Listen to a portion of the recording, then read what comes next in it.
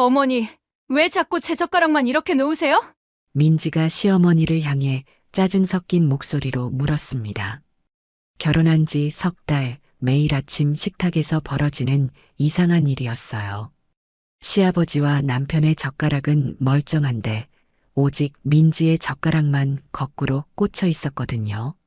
처음에는 실수려니 했지만 이제는 확신했습니다. 시어머니가 일부러 그러고 있다는 걸 말이에요. 무슨 소리냐? 정순이 시치미를 떼며 대답했어요. 하지만 민지는 분명히 봤습니다. 시어머니가 의도적으로 자신의 젓가락만 뒤집어서 놓는 모습을 말이에요. 도대체 왜 그러는 걸까요? 그리고 이 젓가락에 숨겨진 진짜 비밀은 무엇일까요? 30년간 교장으로 일했던 시어머니의 충격적인 정체가 곧 드러나게 됩니다. 영상 시청 전 구독과 좋아요 눌러주세요. 감사합니다. 어머니, 제가 오늘도 밥상 차릴게요. 김민지가 시어머니인 김정순에게 공손히 말했습니다. 아니야, 민지야. 내가 할게. 정순이 부엌에서 나오며 대답했죠. 민지는 속으로 한숨을 쉬었어요. 결혼한 지 이제 석 달이 지났는데도 여전히 시어머니와의 관계가 어색했거든요. 정수는 전직 중학교 교장 출신으로 품위 있고 지적인 성격의 소유자였습니다. 하지만 민지에게는 왠지 모르게 까다로워 보였죠. 민지는 대기업 과장으로 일하는 완벽주의자였어요. 자존심도 강한 편이었고요. 그런 민지에게 시어머니의 행동 하나하나가 신경 쓰이는 게 당연했을지도 모릅니다. 아침 식사 준비가 거의 끝나갈 무렵이었어요. 정순이 각자의 밥그릇 앞에 젓가락을 놓기 시작했습니다. 시아버지 그릇에는 가지런히, 남편인 태호 그릇에도 가지런히 놓았어요. 그런데 이상했습니다. 민지의 그릇에만 젓가락이 거꾸로 꽂혀 있었거든요. 민지는 잠깐 멈춰 섰어요. 뭔가 이상했지만 그냥 실수려니 생각했습니다. 시어머니가 나이가 있으시니 깜빡하실 수도 있겠다 싶었죠. 어머니, 제 젓가락이 좀 이상하게 놓여 있네요. 민지가 조심스럽게 말했습니다. 아, 그래. 정순이 돌아보더니 민지의 젓가락을 바로 놓아주었어요. 미안하다, 민지야. 정순의 표정에는 별다른 감정이 없어 보였습니다. 민지는 그저 실수였다고 생각하고 넘어갔죠. 하지만 다음 날도 마찬가지였어요. 또 민지의 젓가락만 거꾸로 꽂혀 있었습니다. 이번에는 민지가 아무 말도 하지 않고 조용히 젓가락을 바로 놓았어요. 혹시 시어머니가 알아챌까 싶어서였죠. 그런데 정수는 전혀 눈치채지 못하는 것 같았습니다. 사흘째 되는 날 민지는 확신했어요. 이건 실수가 아니라는 걸 말이죠. 시어머니가 일부러 자신의 젓가락만 거꾸로 놓고 있다고 생각했습니다. 왜 그러실까요? 민지의 머릿속에 여러 가지 추측이 떠올랐어요.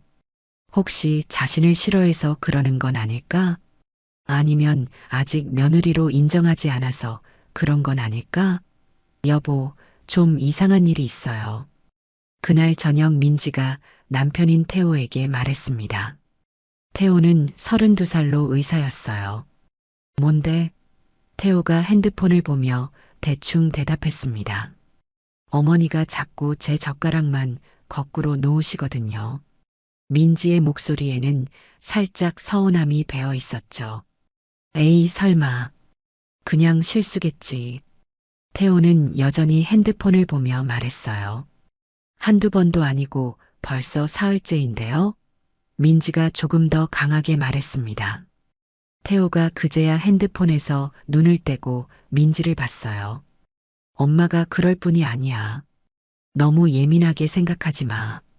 태호의 말투는 무심했습니다. 민지는 답답했어요. 남편조차 자신의 편이 되어주지 않는다는 생각이 들었거든요. 그날 밤 민지는 잠이 오지 않았습니다. 거울 앞에 서서 혼자 중얼거렸어요. 나를 싫어하시나? 아직 적응 못했다고 생각하시는 건가? 아니면 내가 뭔가 잘못했나? 민지의 머릿속에는 온갖 생각이 꼬리를 물고 이어졌습니다. 시어머니는 원래 무뚝뚝한 성격이었지만 그래도 겉으로는 친절했거든요. 그런데 이런 작은 행동에서 진짜 속마음이 드러나는 건 아닐까 하는 의심이 들었어요. 다음 날 아침도 마찬가지였습니다. 정수는 여전히 민지의 젓가락만 거꾸로 꽂아 놓았어요. 이번에는 민지가 더 자세히 관찰해 봤습니다. 시어머니의 표정, 손동작, 모든 것을 유심히 봤죠. 정수는 다른 사람들 젓가락을 놓을 때는 자연스럽게 했어요. 하지만 민지 차례가 되자 잠깐 멈칫했습니다. 그리고 의도적으로 젓가락을 뒤집어서 놓았어요. 이제 확신했습니다. 이건 절대 실수가 아니라고 말이죠. 시어머니가 일부러 자신에게만 이상하게 하고 있다는 걸 알았어요. 민지는 가슴이 답답해졌습니다. 왜 그러시는 걸까요? 자신이 뭘 잘못했길래 이런 식으로 표현하시는 걸까요? 어머니, 제가 뭔가 잘못한 게 있나요? 그날 저녁 민지가 용기를 내어 물었습니다. 뭔 소리야? 정순이 의아한 표정으로 반문했어요. 젓가락 말이에요. 자꾸 제 것만 거꾸로 놓으시는데요. 민지가 조심스럽게 말했습니다. 정순의 표정이 잠깐 굳어졌어요. 그런 적 없는데? 정순이 딱 잡아떼듯 말했습니다. 민지는 더 이상 할 말이 없었어요. 시어머니가 모르쇠로 나오니 어떻게 할 도리가 없었죠. 그날 밤 민지는 남편에게 다시 하소연했습니다. 여보, 정말 이상해요. 분명히 일부러 그러시는 것 같은데 모른다고 하세요. 하지만 태호의 반응은 여전히 시큰둥했어요. 그냥 신경 쓰지 마. 엄마가 그럴 뿐이 아니라니까. 민지는 점점 외로워졌습니다. 아무도 자신의 편이 되어주지 않는다는 생각이 들었어요. 심지어 남편까지도 어머니 편만 들고 있었죠. 정말 자신만 이상하게 보는 건 맞는 것 같았습니다. 일주일이 지나도 상황은 변하지 않았습니다. 민지는 친구들과 만나기로 했어요. 답답한 마음을 털어놓고 싶었거든요. 강남의 한 고급 카페에서 대학 동창들과 만났습니다.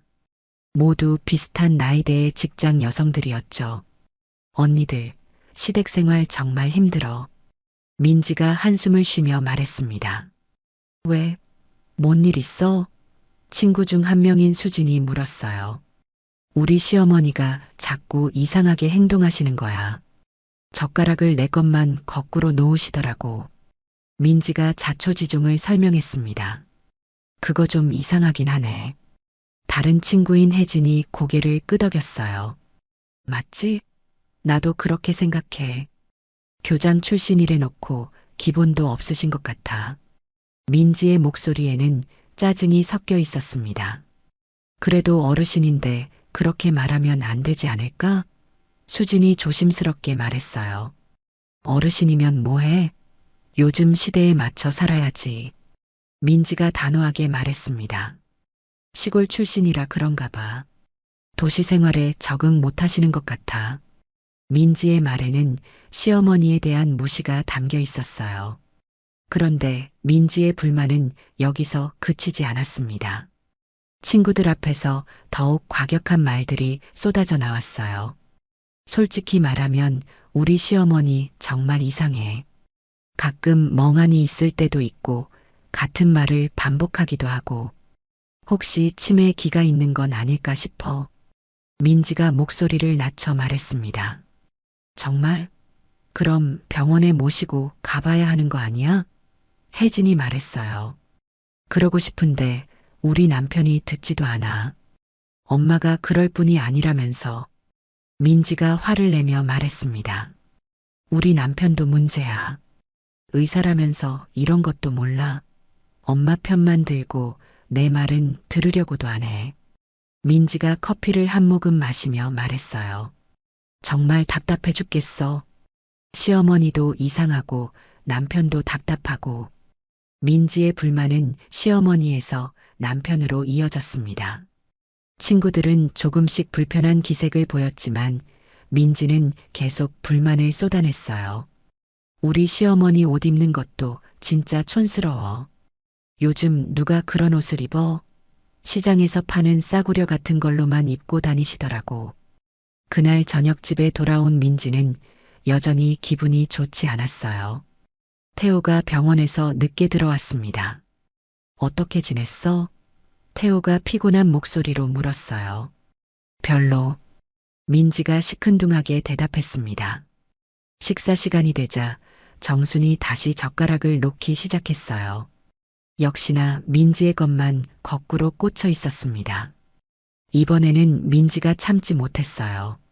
어머니, 왜 자꾸 제 젓가락만 이렇게 놓으세요? 민지의 목소리에는 짜증이 배어 있었습니다. 뭐가 문제야? 정순이 의아한 표정으로 물었어요. 거꾸로 놓으셨잖아요. 다른 사람 것은 멀쩡한데 왜 저만요? 민지가 목소리를 높였습니다. 태호가 개입했어요. 민지야, 엄마한테 왜 그래? 그냥 실수실 수도 있잖아. 실수가 뭐가 실수야? 벌써 일주일째인데? 민지가 태호를 향해 화를 냈습니다. 정수는 말없이 민지의 젓가락을 바로 놓아주었어요. 미안하다. 정순의 목소리는 작았습니다. 하지만 민지에게는 그것조차 짜증났어요. 진심으로 미안해하는 건지 그냥 상황을 모면하려는 건지 알 수 없었거든요. 다음 날부터 민지는 시어머니의 모든 행동을 의심스럽게 보기 시작했어요. 정순이 가끔 멍하니 있거나 같은 말을 반복하는 것도 더욱 자주 눈에 띄기 시작했습니다. 민지야, 밥 먹어라. 정순이 말했습니다. 네, 어머니. 민지가 대답했어요. 그런데 몇 분 후 정순이 또 같은 말을 했습니다. 민지야, 밥 먹어라. 이번에는 민지가 이상하다고 생각했어요. 방금 전에도 같은 말씀 하셨는데요. 민지가 말했습니다. 그랬나? 정순이 당황스러워했어요. 민지는 속으로 생각했습니다. 역시 뭔가 이상하시구나. 혹시 치매에 기가 있으신 건 아닐까? 그렇다면 젓가락 일도 그냥 증상일 수도 있겠다고요. 하지만 동시에 다른 생각도 들었어요. 혹시 일부러 그러는 건 아닐까? 자신을 골탕 먹이려고 말이죠. 며칠 후 민지는 직장 동료와 점심을 먹으며 또 이 이야기를 했습니다. 언니, 우리 시어머니 정말 이상해. 자꾸 이상한 행동을 하시는 거야. 민지가 답답해하며 말했어요. 어떤 행동인데? 동료가 물었습니다. 젓가락을 거꾸로 놓으시고 같은 말을 계속 반복하시고 혹시 치매 아닐까 싶기도 하고 그럼 병원에 모시고 가보지 그래? 동료가 제안했어요. 그러고 싶은데 우리 남편이 듣지도 않아. 엄마가 그럴 뿐이 아니라면서. 민지가 한숨을 쉬었습니다. 정말 답답해 죽겠어. 왜 나만 이상하게 보는 건지 모르겠어. 사실 민지는 시어머니에 대한 불만이 점점 커지고 있었어요. 젓가락 일뿐만 아니라 다른 것들도 신경 쓰였거든요. 정순이 옛날 이야기를 할 때마다 시대에 뒤떨어진다고 생각했고 요리 방식도 구식이라고 여겼습니다. 심지어 정순이 입는 옷도 촌스럽다고 생각했어요. 어머니, 요즘은 그런 옷 안 입어요. 어느 날 민지가 정순에게 말했습니다. 뭐가 문제야? 정순이 자신의 옷을 내려다보며 물었어요. 너무 구식인 것 같아서요. 요즘엔 이런 스타일이 유행이에요. 민지가 자신의 옷을 가리키며 말했습니다. 나는 이게 편해. 정순이 담담하게 대답했어요. 하지만 민지에게는 그것도 고집스럽게 보였습니다. 왜 변화를 받아들이려 하지 않으실까? 왜 자꾸 옛날 방식만 고집하실까? 민지의 시어머니에 대한 편견은 점점 깊어져 갔습니다. 한 달 후 민지의 친정 어머니인 이순자가 시댁을 방문하기로 했습니다. 순자는 65세로 작은 사업을 하고 있었어요. 성격이 화려하고 돈 자랑하기를 좋아했습니다. 민지는 어머니가 오신다는 소식에 조금 걱정됐어요. 순자의 성격을 잘 알고 있었거든요. 사모님, 안녕하세요. 순자가 명품 핸드백을 들고 현관에 들어서며 정순에게 인사했습니다. 어서 오세요. 정순이 공손하게 맞이했어요. 순자는 집안을 둘러보며 품평하기 시작했습니다. 아이고, 집이 참 아담하네요. 순자의 말투에는 은근한 무시가 섞여 있었어요. 차 한 잔 드릴게요. 정순이 부엌으로 가며 말했습니다. 아이고, 번거롭게 하지 마세요. 순자가 말했지만 정순은 이미 차를 우리고 있었어요. 순자는 거실을 더 자세히 살펴봤습니다. 사모님, 아직도 이런 오래된 그릇 쓰세요? 순자가 찬장 안의 그릇들을 보며 말했어요. 오래 쓴 거라 정이 들어서요. 정순이 차를 가져오며 대답했습니다. 우리 민지 시집 보낼 때 새 그릇 세트 사드릴 걸 그랬네요. 요즘 나온 걸로 말이에요. 순자가 자신의 경제력을 은근히 자랑했어요. 하지만 순자의 자랑은 여기서 그치지 않았습니다. 우리 동네는 요즘 개발이 많이 되고 있어서 땅값이 많이 올랐거든요. 우리 집도 시세가 많이 올랐어요. 이번에 차도 새로 샀는데 수입차로요. 순자의 자랑은 끝이 없었어요. 민지는 어머니의 행동이 민망했지만 어쩔 수 없었습니다. 정수는 말없이 차를 마셨습니다. 순자의 말들이 모두 자신을 깎아내리는 것처럼 느껴졌지만 참고 있었어요. 점심 준비를 할 시간이 되자 정순이 부엌으로 갔어요. 순자도 따라갔습니다. 제가 도와드릴게요. 순자가 말했지만 실제로는 감시하는 것 같았어요. 사모님은 요리를 참 옛날식으로 하시네요. 요즘엔 이런 조미료도 나왔는데 순자가 자신이 가져온 비싼 조미료를 꺼내며 말했습니다. 이게 더 익숙해서요. 정순이 조용히 대답했어요. 하지만 순자는 계속 자신의 방식을 강요했습니다. 이렇게 하면 더 맛있어질 텐데. 아이고, 이건 너무 짜지 않을까요? 우리 집 요리사가 하는 방식과는 완전히 다르네요. 순자의 간섭은 끝이 없었어요. 식사 시간이 되자 정순이 또 젓가락을 놓기 시작했습니다. 순자는 이 광경을 지켜봤어요. 그리고 민지의 젓가락이 거꾸로 놓이는 것을 목격했습니다. 사모님, 젓가락이 거꾸로 놓였네요. 순자가 지적했어요. 아, 그러네요. 정순이 당황하며 젓가락을 바로 놓았습니다. 사모님, 혹시 요즘 좀 힘드시죠? 순자가 의미심장하게 물었어요. 뭐가요? 정순이 반문했습니다. 나이 드시면 이런저런 일들이 생기잖아요. 기억력도 떨어지고. 순자의 말에는 정순이 늙었다는 뜻이 담겨 있었어요. 민지는 어머니의 말이 너무 직설적이라고 생각했지만 한편으로는 시원했어요.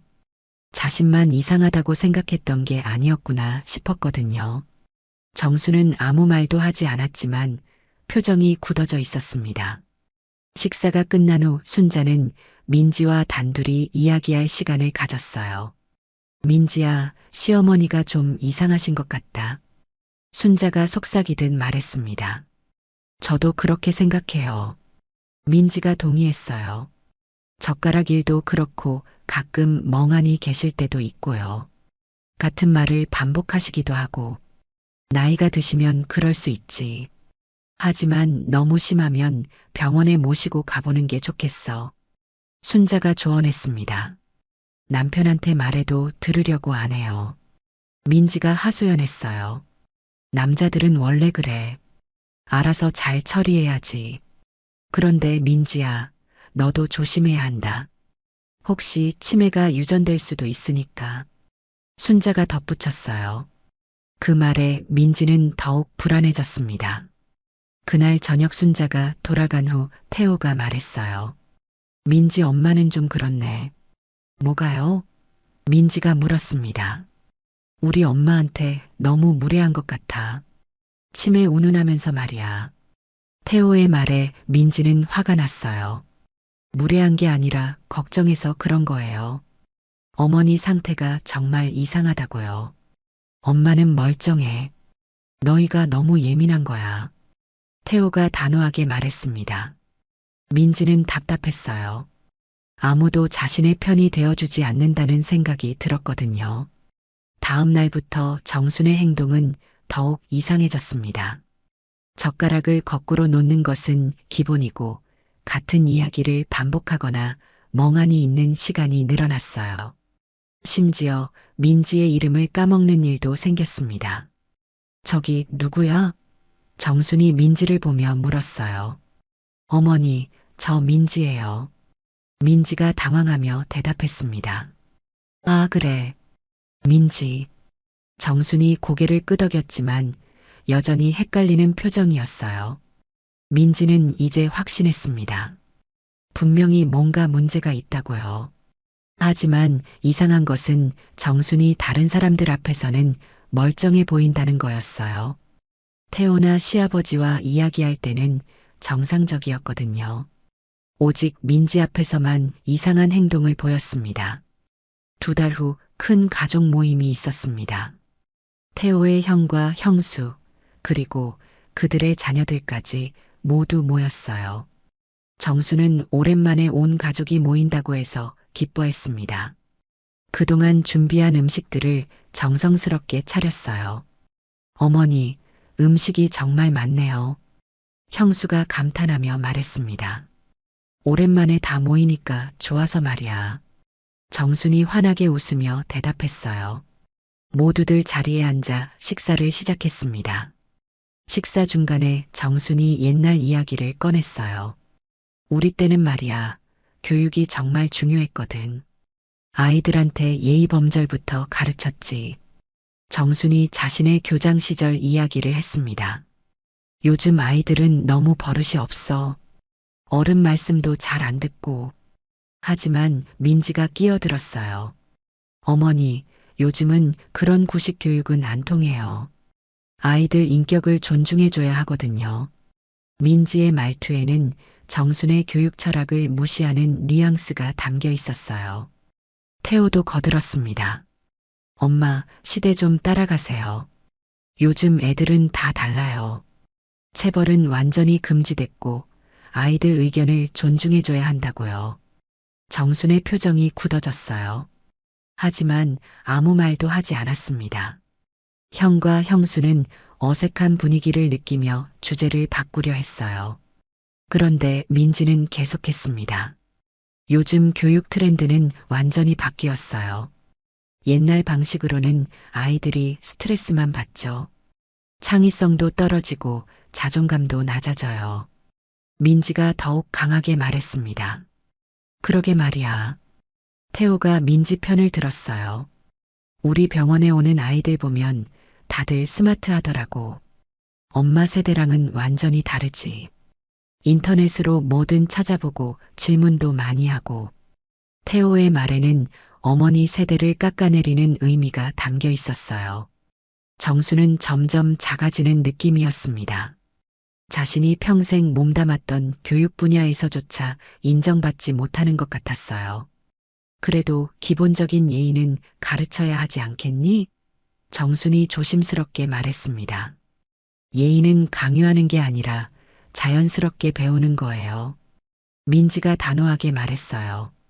억지로 가르치면 오히려 반발만 생기죠. 어머니 같은 구식 교육 때문에 우리나라 교육이 망가진 거 아닐까요?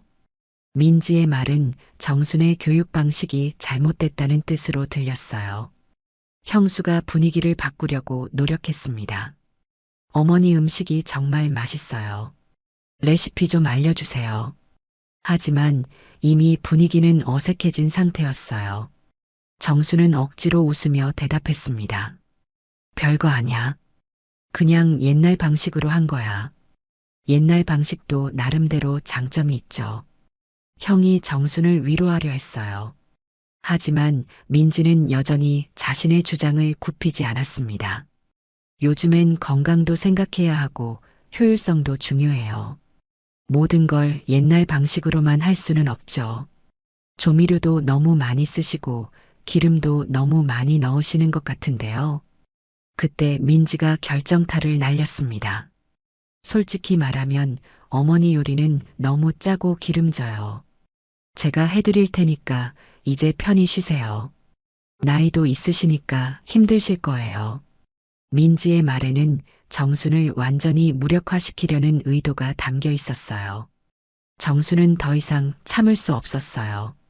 그래, 내가 늙었으니까 다 틀렸다는 거지.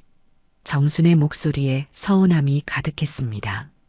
그런 뜻이 아니에요, 어머니. 민지가 변명했지만 이미 늦었어요. 아니야, 알겠어. 요즘 젊은 사람들은 다 그렇게 생각하는구나. 내가 평생 해온 일이 다 헛된 거였어. 정순이 자리에서 일어나며 말했습니다. 나는 방에 있을게. 정순이 방으로 들어가자 어색한 침묵이 흘렸습니다. 어머니가 너무 화내시는 것 같은데 형수가 걱정스럽게 말했습니다. 괜찮을 거예요. 태호가 무심하게 대답했어요. 원래 감정적이세요. 요즘 더 예민해지신 것 같기도 하고. 태호의 말에 민지도 동조했습니다. 네, 맞아요. 요즘 정말 이상하세요. 하지만 정수는 방 안에서 울고 있었습니다. 평생 교육자로 살아오면서 수많은 제자들을 길러냈는데 정작 자신의 가족들에게는 인정받지 못한다는 현실이 너무 가혹했어요. 자신이 쌓아온 모든 가치가 무너지는 느낌이었습니다. 그날 밤 정수는 잠을 이루지 못했습니다. 자신이 평생 쌓아온 모든 것들이 무너지는 느낌이었어요. 아들과 며느리에게 무시당하고 자신의 가치관까지 부정당하는 것 같았습니다. 정순의 눈에서 눈물이 흘러내렸어요. 다음 날부터 정순의 상태는 더욱 악화됐습니다. 멍하니 있는 시간이 늘어났고 같은 행동을 반복하는 일이 잦아졌어요. 특히 젓가락을 거꾸로 놓는 것에는 더욱 집착하게 됐습니다. 안 돼, 이렇게 해야 돼. 정순이 혼자 중얼거리며 민지의 젓가락을 다시 거꾸로 놓았어요. 민지는 시어머니의 행동이 점점 이상해지는 걸 보며 확신했습니다. 분명히 치매가 시작된 것 같다고요. 하지만 동시에 짜증도 났어요. 왜 하필 자신에게만 이상하게 하는 건지 이해할 수 없었거든요. 며칠 후 민지는 회사 동료들과 회식을 했습니다. 술이 들어가자 민지의 불만이 더욱 격해졌어요. 진짜 우리 시어머니 미쳐가는 것 같아. 같은 말 반복하고 젓가락 거꾸로 놓고 완전히 정신이 나갔어. 민지가 소주를 마시며 말했습니다. 그럼 요양원에 모시는 게 어때? 동료가 제안했어요. 그러고 싶은데 우리 남편이 절대 안 된다고 해. 엄마가 그럴 뿐이 아니라면서. 정말 답답해 죽겠어. 민지의 불만은 거기서 그치지 않았습니다. 솔직히 시어머니가 없었으면 훨씬 편할 텐데. 매일 눈치 보이고 스트레스 받고 젊은 사람들은 왜 늙은 사람들 때문에 고생해야 하는 거야? 민지의 말은 점점 과격해졌어요. 동료들은 민지의 말이 너무 심하다고 생각했지만 말리지는 못했습니다. 그로부터 일주일 후 정순에게 큰 변화가 일어났습니다. 평소처럼 아침 준비를 하던 정순이 갑자기 어지러워하며 주저앉았어요. 어머니, 민지가 놀라서 달려갔습니다. 정수는 의식이 흐릿했고 말도 제대로 하지 못했어요. 119에 신고해야겠어요. 민지가 급히 전화를 걸었습니다. 곧 구급차가 도착했고 정수는 응급실로 실려갔어요. 태호도 급히 병원으로 달려왔습니다. 엄마 상태가 어때? 태호가 의료진에게 물었어요. 여러 검사를 해봐야겠습니다. 의사가 대답했어요. 일단 응급 상황은 아닌 것 같지만 정확한 진단이 필요해요. 뇌 MRI와 인지능력 검사를 해보겠습니다. 태호와 민지는 초조하게 기다렸습니다. 평소에는 시어머니 때문에 스트레스를 받았지만 막상 이런 일이 생기니 걱정이 됐어요. 몇 시간 후 검사 결과가 나왔습니다. 의사가 가족들을 불러 설명했어요. 경도인지장의 진단이 나왔습니다. 쉽게 말해서 초기 치매 증상이라고 보시면 돼요. 태호가 충격을 받았습니다. 치매라고요? 네, 아직 초기 단계라 일상생활에는 큰 지장이 없습니다. 하지만 기억력이나 판단력에 문제가 생길 수 있어요. 의사가 자세히 설명했습니다. 민지는 복잡한 기분이었어요. 자신이 의심했던 게 맞았다는 안도감과 동시에 시어머니에 대한 미안함이 들었거든요. 그런데 의사가 이상한 말을 했습니다. 환자분이 계속 젓가락 이야기를 하시네요. 며느리 젓가락은 꼭 거꾸로 놓아야 한다고. 뭔가 중요한 의미가 있는 것 같은데 혹시 아시나요? 태호와 민지는 서로를 바라봤어요. 그냥 요즘 이상한 행동을 하셨어요. 민지가 대답했습니다. 치매 증상인 줄 알았는데. 하지만 의사는 고개를 갸우뚱했어요. 치매 환자분들도 나름의 이유가 있어서 특정 행동을 하시거든요. 완전히 의미 없는 행동은 아닐 거예요. 그런데 이상한 것은 환자분의 인지능력 검사 결과가 생각보다 좋다는 겁니다. 치매라기보다는 극심한 스트레스에 의한 일시적 증상일 가능성이 높아요.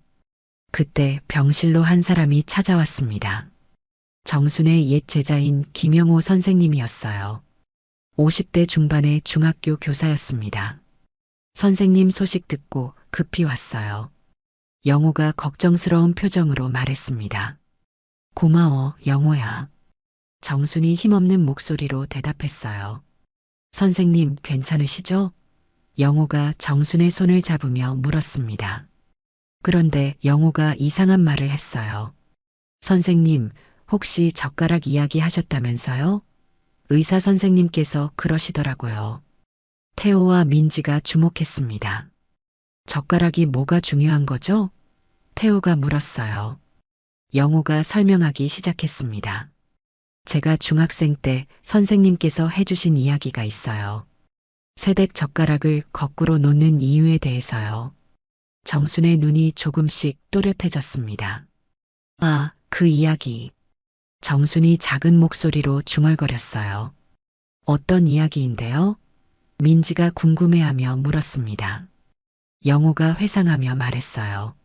30년 전쯤이었나? 선생님께서 우리에게 옛날 어른들의 지혜에 대해 이야기해 주셨거든요. 그때 정순이 힘겹게 입을 열었습니다. 우리 할머니가 그러셨어. 새댁의 젓가락은 거꾸로 놓아야 한다고. 그래야 시집살이 하면서 다른 사람 눈치 보지 말고 자신만의 자리를 지킬 수 있다고. 남의 밥그릇에 손대지 않도록 구별해 주는 거라고 하셨지. 정순의 목소리는 떨렸지만 또렷했어요. 민지는 깜짝 놀랐습니다. 그런 의미가 있었다는 걸 전혀 몰랐거든요. 태호도 마찬가지였어요. 엄마, 그럼 왜 그냥 말씀 안 하셨어요? 태호가 물었습니다. 말해봤자 요즘 젊은 사람들은 이해 못할 거라고 생각했어. 구식이라고 하면서 무시할 게 뻔하잖아. 정순이 씁쓸하게 웃었어요. 영호가 더 자세히 설명했습니다. 선생님께서 그때 말씀하시길 옛날에는 새댁이 시댁에서 제일 약한 존재였대요. 그래서 할머니들이 새댁을 보호하는 나름의 방법이 있었다고. 젓가락을 거꾸로 놓아서 다른 사람 밥과 구별되게 하는 것도 그 중 하나였고요. 그럼 시어머니께서는 저를 보호하려고. 민지의 목소리가 떨렸어요. 정순이 고개를 끄덕였습니다. 너는 우리 가족에서 제일 어린 며느리잖아. 혹시나 해서 시아버지나 태호가 화낼까봐 미리 표시해 둔 거야. 정순의 말에 민지는 눈물이 났어요. 하지만 의사가 또 다른 이야기를 했습니다. 그런데 환자분 상태를 보니 치매보다는 다른 원인이 있을 것 같아요. 스트레스성 건망증일 가능성이 높습니다. 극심한 정신적 충격이나 지속적인 스트레스로 인해 기억력 장애가 올 수 있거든요. 주변 환경이 개선되면 회복 가능합니다. 의사의 설명에 태호와 민지는 서로를 바라봤어요. 혹시 자신들 때문인 건 아닐까 하는 생각이 들었거든요. 그런데 영호가 더 충격적인 이야기를 했습니다. 선생님은 정말 대단한 분이세요.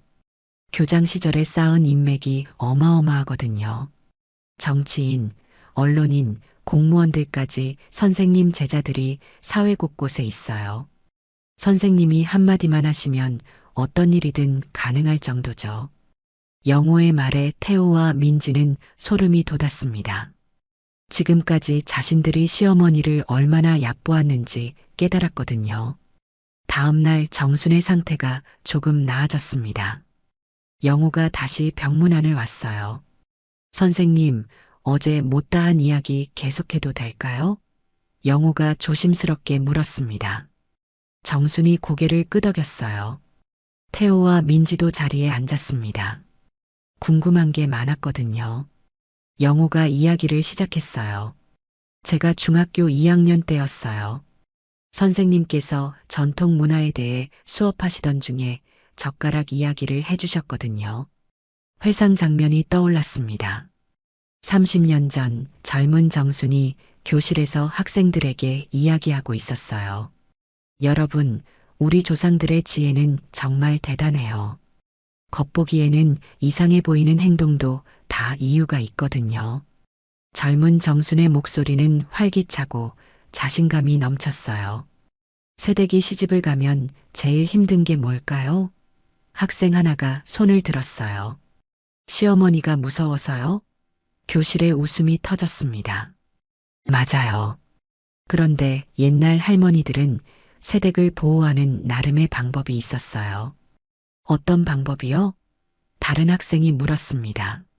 새댁의 젓가락을 다르게 놓는 거예요. 거꾸로 놓거나 다른 위치에 놓아서 구별되게 하는 거죠.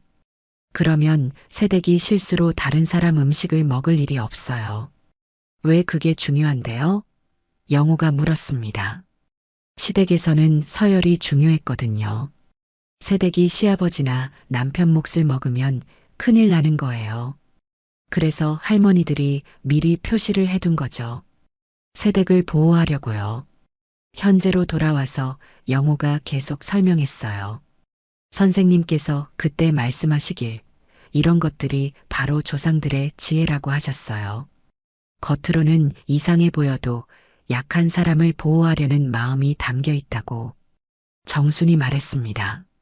내가 시집살이 할 때도 시어머니께서 그렇게 해주셨어.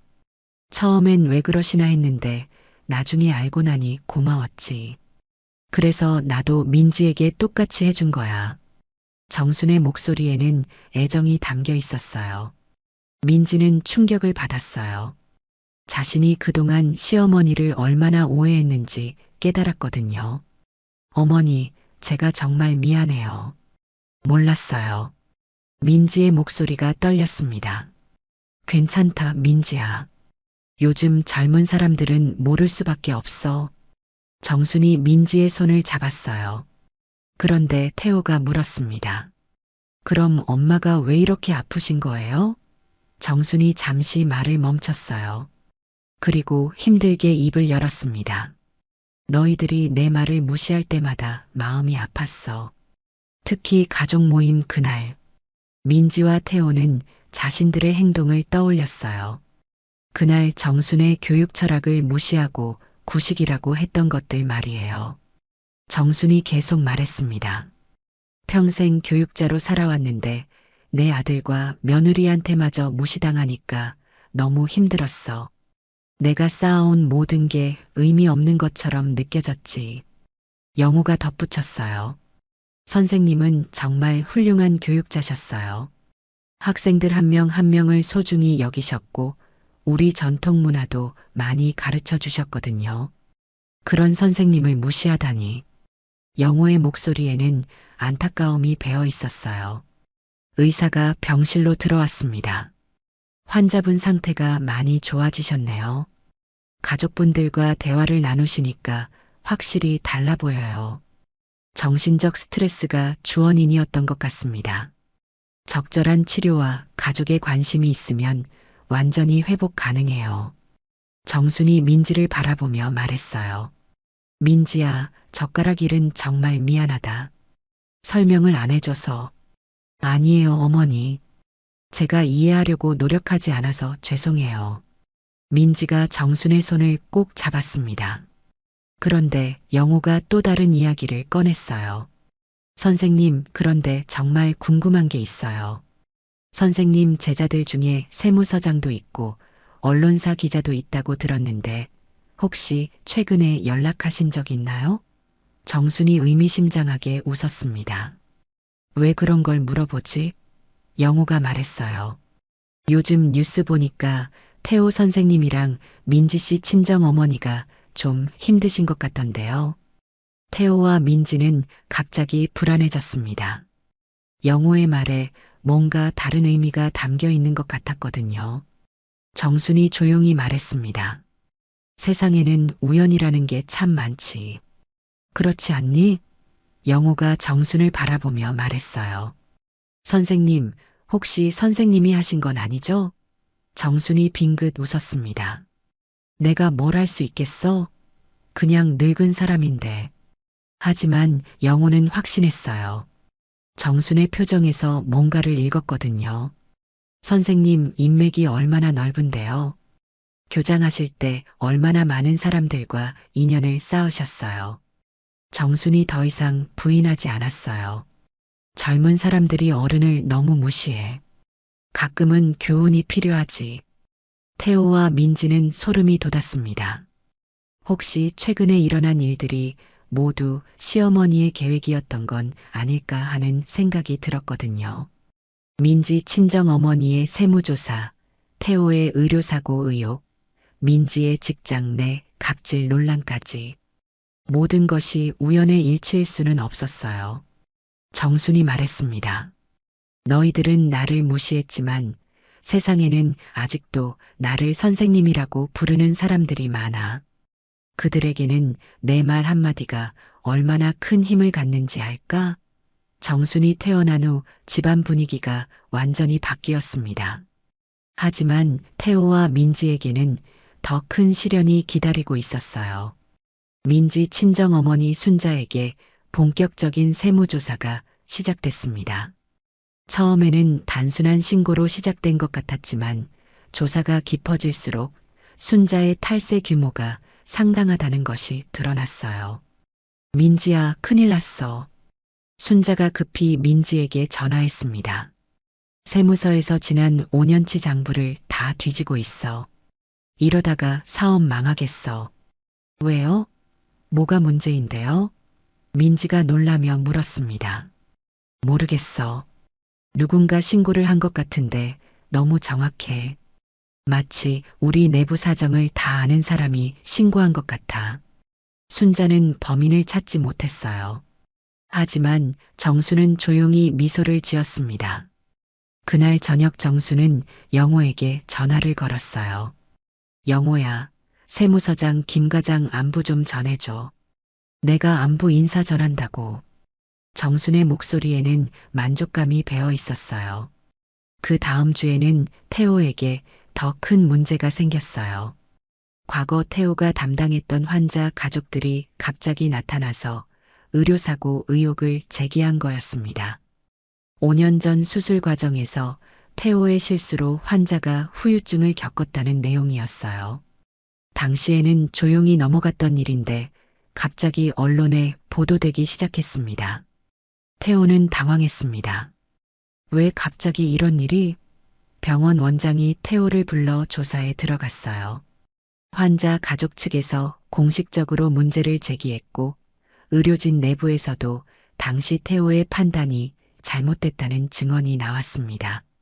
민지도 직장에서 큰 문제에 직면했어요. 후배들을 괴롭혔다는 제보가 회사 윤리 경영팀에 들어온 거였습니다. 평소에 민지가 후배들에게 했던 갑질들이 모두 상세하게 기록되어 있었어요. 회식 자리에서 후배들에게 술을 강요한 일 업무를 떠넘기면서 자신의 성과로 가로챈 일, 심지어 후배들의 사생활까지 간섭했던 일들이 모두 드러났습니다. 민지는 인사팀에 불려가서 조사를 받아야 했습니다. 누가 이런 걸 신고했을까요?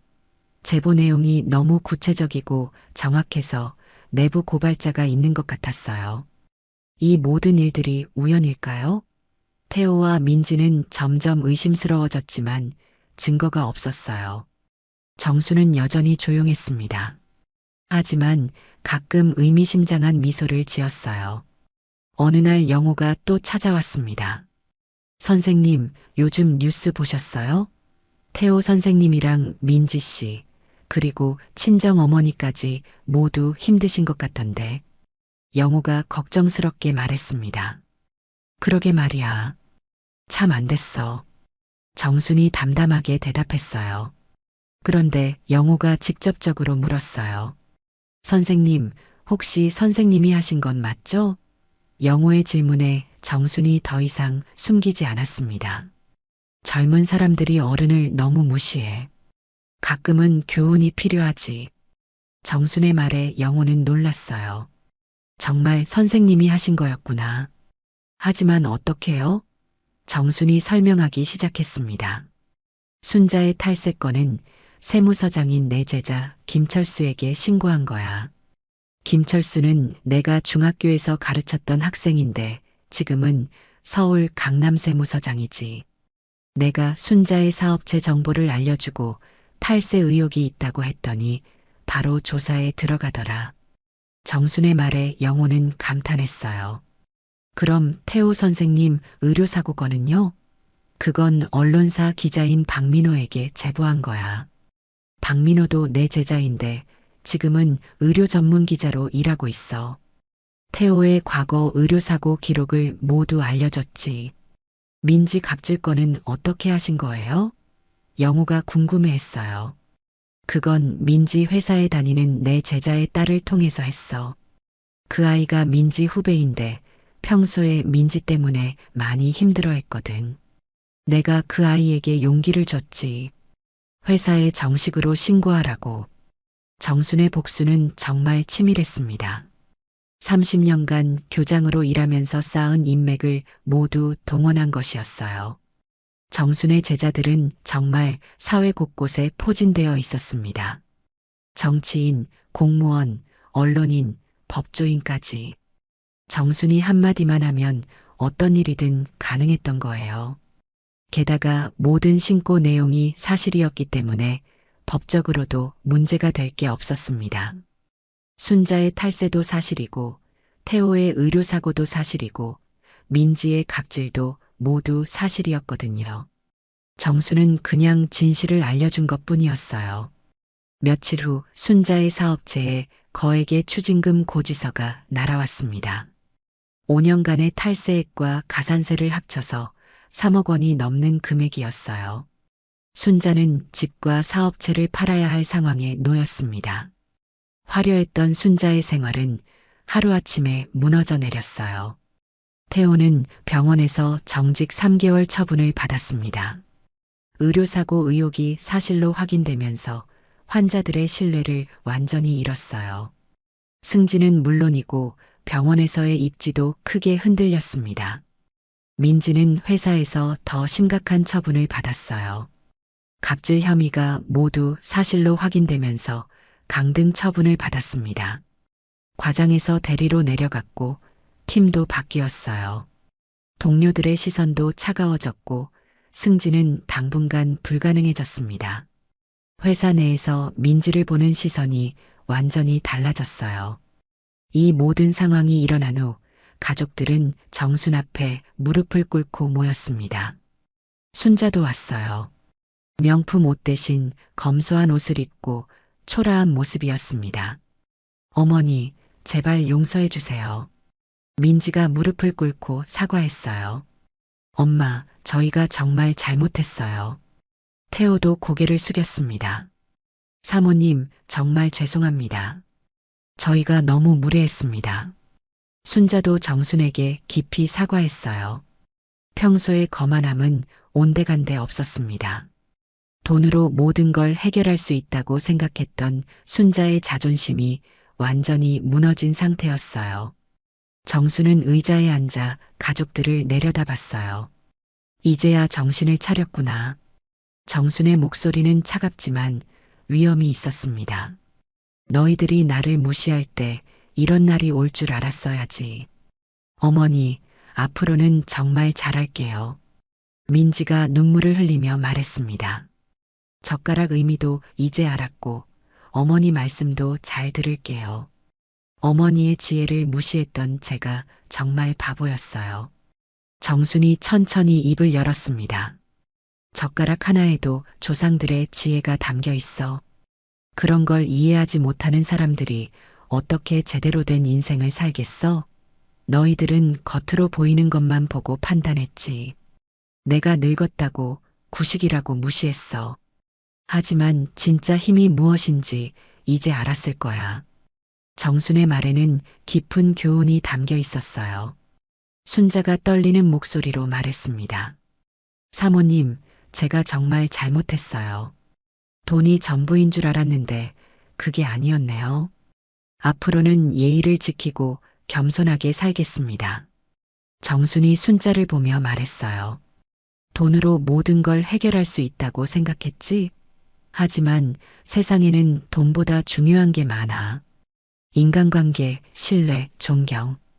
이런 것들은 돈으로 살 수 없어. 그날부터 집안 분위기가 완전히 바뀌었습니다. 민지는 정순을 극진히 모셨어요. 아침마다 일어나자마자 시어머니 안부를 묻고 정순의 말씀을 귀담아 들었습니다. 태호도 마찬가지였어요. 어머니를 무시하던 예전 모습은 찾아볼 수 없었습니다. 병원에서 돌아오면 제일 먼저 어머니께 인사를 드렸고 하루 있었던 일들을 자세히 말씀드렸어요. 가장 큰 변화는 식사 시간이었어요. 이제는 정순이 모든 젓가락을 바르게 놓았습니다. 민지도 그 의미를 완전히 이해했거든요. 어머니, 제가 젓가락 놓는 걸 도와드릴게요. 민지가 공손하게 말했습니다.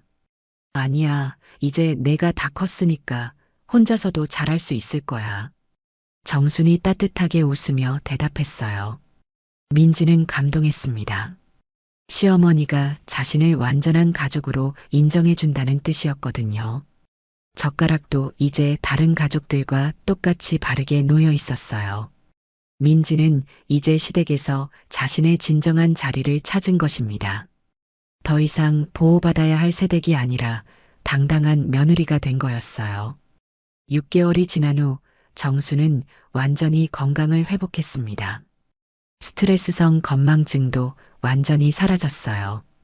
가족들의 진심 어린 사랑과 존경을 받으며 행복한 노년을 보내고 있었습니다. 순자도 많이 달라졌어요. 사업이 어려워지면서 겸손해졌고 정순을 진심으로 존경하게 됐습니다. 예전처럼 명품을 자랑하거나 돈 이야기를 하지 않았어요. 대신 정순에게 옛날 지혜에 대해 물어보고 배우려고 노력했습니다. 사모님, 제가 너무 어리석었네요.